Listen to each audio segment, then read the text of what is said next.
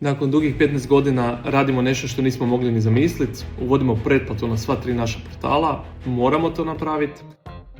Zaključavamo najbolje tekstove i to zvuči dosta strogo i dužni smo vam objašnjenje. Novinarstvo koje vrijedi, a mi mislimo da naše vrijedi, nije besplatno. Taj rad smo financirali oglašavanjem kroz proteklih 15 godina, a za sljedećih 15 ne mislimo da će biti tako jednostavno. Razlog tome je šačica tehnoloških firmi koja jednostavno uzima sve više kolača od medija, nude AI sažetke naših članaka bez da mi od toga imamo ništa. Naravno, postoji alternativni put da mi ostavimo stvari kako jesu i da počnemo pisati senzacionalističke naslove, da pišemo tekstove za algoritme, ali jednostavno to nismo nikad bili mi, niti ne želimo to postati.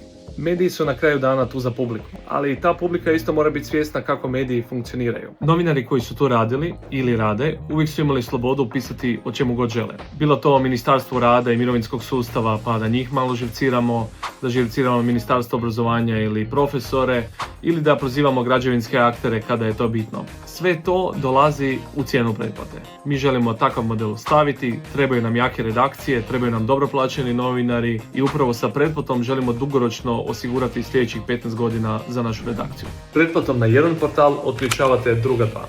Mi želimo biti specijalizirani mediji za publiku koja traži nišne informacije. Takve informacije su često skupe, koštaju, ali mi već znamo kako napraviti ih i želimo uz vašu potporu nastaviti pružati takav dobar sadržaj.